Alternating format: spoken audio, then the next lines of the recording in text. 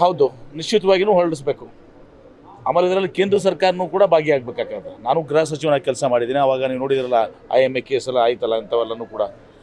ಈಗ ಈ ಒಂದು ಹಾವಳಿ ಎಲ್ಲ ಕಡೆಯೂ ಕೂಡ ಇದೆ. ಯಾವುದೇ ಸರ್ಕಾರ ಯಾವುದೇ ಇದು ಅಂತಲ್ಲ, ನಿರಂತರವಾಗಿ ನಡ್ಕೊತ ಬಂದಿದೆ. ಎಲ್ಲೋ ಒಂದು ಕಡೆ ಇದಕ್ಕೆ ಅಂತ್ಯ ಹಾಡಬೇಕು. ನಾವು ಈ ಅಂತ್ಯ ಹಾಡಬೇಕಾದ್ರೆ ಸುಗ್ರೀವಾಜ್ಞೆ ಮೂಲಕ ಕಠಿಣವಾದಂಥ ಕಾನೂನು ತರಬೇಕು. ಇಂಥವ್ರನ್ನ ಶಿಕ್ಷೆಗೆ ನಾವು ಗುರಿಪಡಿಸ್ಬೇಕು. ಯಾಕಂದರೆ ಕೆಲವು ಕಡೆ ನಿಮ್ಗೆ ಗೊತ್ತಿಲ್ಲ, 5%, 10%, ವಾರದ ಬಡ್ಡಿ, ದಿನದ ಬಡ್ಡಿ, ಈ ಥರ ಎಲ್ಲ ತಗೋತಾರೆ. ಇದೆಲ್ಲವೂ ಕೂಡ ಪಾಪ ಭಾರ ಆಗ್ತದೆ. ಮುಂದೆ ತದನಂತರ ಅವ್ರ ಮನೆಗೆ ಹೋಗಿ ಅವ್ರ ಮೇಲೆ ಒತ್ತಾಯ, ಹೆಂಡತಿ ಮಕ್ಕಳು ಮುಂದೆ ಅವ್ರು ಒತ್ತಾಯ ಮಾಡಿದ ಮಗ ಅಪ್ಪನ ಸಹಿಸದೆ ಇವತ್ತು ದಿವಸ ಆತ್ಮಹತ್ಯೆ ಮಾಡ್ಕೊಳ್ಳೋಂಥ ಪ್ರಸಂಗಗಳು ಇವತ್ತು ದಿವಸ ನಮ್ಮ ಮುಂದೆ ಭಾಳಷ್ಟು ಇದ್ದಾವೆ. ಇದೆಲ್ಲ ಆಗಬಾರ್ದು, ಅದಕ್ಕೆ ಮಾಡಿದ್ದೀರಿ. ಇದಾಗಿನೂ ಕೂಡ ನಾನು ಒಂದು ಹೇಳ್ತೀನಿ ಅಂದರೆ RBI ಕೂಡ ಕೇಂದ್ರ ಸರ್ಕಾರದಲ್ಲಿ ಬರ್ತದೆ. RBIನೂ ಕೂಡ ಅದಕ್ಕೆ ಸಹಮತವನ್ನು ವ್ಯಕ್ತಪಡಿಸಬೇಕಾಗ್ತದೆ.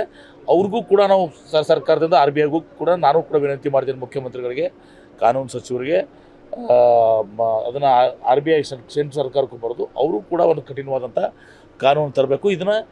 ಇದಕ್ಕೆ ಒಂದು ಇತಿಶ್ಯ ಹಾಡಬೇಕು. ನಾವು ಬಿಗುವಾದಂಥ ಇದು ಇರಬೇಕು, ಹೆರಾಸ್ಮೆಂಟ್ ಆಗಬಾರ್ದು ಜನರಿಗೆ. ಆಮೇಲೆ ಸಿಕ್ಕಂಗೆ ಮನಸ್ಸಿಗೆ ಬಂದಂತೆ ಬಡ್ಡಿ ಚಾರ್ಜ್ ಮಾಡಬಾರ್ದು. ಆಸೆ ಇರಬೇಕು ಮನುಷ್ಯನಿಗೆ, ದುರಾಶೆ ಇರಬಾರ್ದು. ಆಸೆ ಮತ್ತು ದುರಾಶೆದ ಭಾಳ ಫರ್ಕ್ ಇದೆ. ದುರಾಶೆಗೆ ಬಿದ್ದ ಮೇಲೆ ಸುಧಾಗ್ತದೆ. 5% ಇಂಟ್ರೆಸ್ಟು ತಿಂಗಳಿಗೆ ಅಂದರೆ 60 ವರ್ಷಕ್ಕೆ 60% ಆಗುತ್ತೆ. ನಮ್ಮ ಕಡೆ ಎಲ್ಲ ನೋಡ್ತಿದ್ವಿ, ಹಳ್ಳಿ ರೈತರೆಲ್ಲ 10%, ವರ್ಷಕ್ಕೆ ಎಷ್ಟಾಗ್ತಿತ್ತು.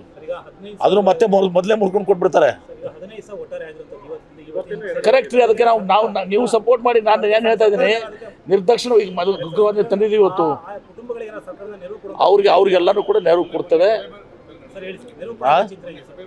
ಅದೇ ಇವತ್ತು ಕ್ಯಾಬಿನೆಟ್ನಲ್ಲಿ ಡಿಸ್ಕಷನ್ ಆಗಿದೆ. ಉಗ್ರವಾದ ಕ್ಯಾಬಿನೆಟ್ ಪಾಸ್ ಮಾಡಿದ್ದೀವಿ.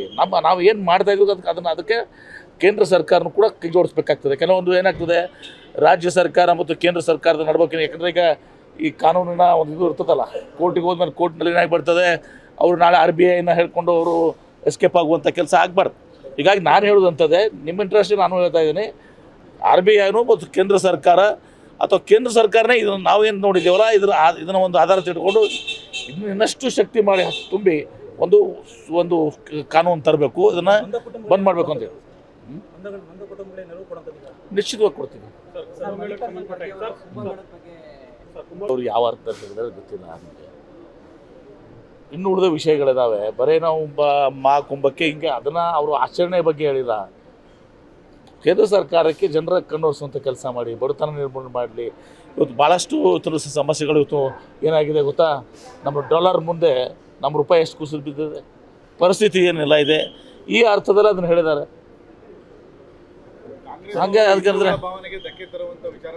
ಬರೀ ಅವರು BJP ಅವ್ರಿಗೆ ಇದನ್ನ ಅಷ್ಟೇನಲ್ಲ, BJP ಅವ್ರಿಗೆ ಇದನ್ನು ಬಿಟ್ಟು ಬೇರೆ ಏನು ಹೇಳಂಗಿಲ್ಲಲ್ಲ. ಅವರು 100 ರೂಪಾಯಿ ಇದ್ದದ್ದು ಪೆಟ್ರೋಲು, ಅದು 65 ರೂಪಾಯಿ ಪೆಟ್ರೋಲ್ 66 ರೂಪಾಯಿ ಆದರೆ ಗಲಾಟೆ ಮಾಡ್ತಾಯಿದ್ರು.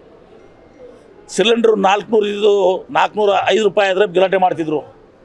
ಈಗ 1200 ರೂಪಾಯಿ ಪೆಟ್ರೋಲ್ ದರ ಈಗ 100 ದಾಟಿದೆ. ಸಿಲಿಂಡರ್ ಹಿಡ್ಕೊಂಡೆಲ್ಲ ಇದು ಶೋಭಾ ಕರಂದ್ಲಾಜೆ ಅವರು, ನಿಮ್ಮ ಸ್ಮೃತಿ ಇರಾನಿ ಅವರು ದೆಲ್ಲೆಲ್ಲ ಸಿಲಿಂಡರ್ ತಲೆ ಇಟ್ಕೊಂಡು ಕೂಗ್ತಿದ್ರು. ಟೊಮೊಟೊ ಮತ್ತು ಉಳ್ಳಾಗಡ್ಡಿ ಇಟ್ಕೊಂಡು ತಲೆ ಮೇಲೆ ಅಡ್ಡಾಡ್ತಾಯಿದ್ರು. ಎಷ್ಟೆಲ್ಲ ಜನ ಸಂಕಷ್ಟಕ್ಕಿದ್ದಾರೆ. ಈಗ FMCG ನಾನು ನಿನ್ನೆ ನೋಡ್ತಾ ಇದ್ದೆ.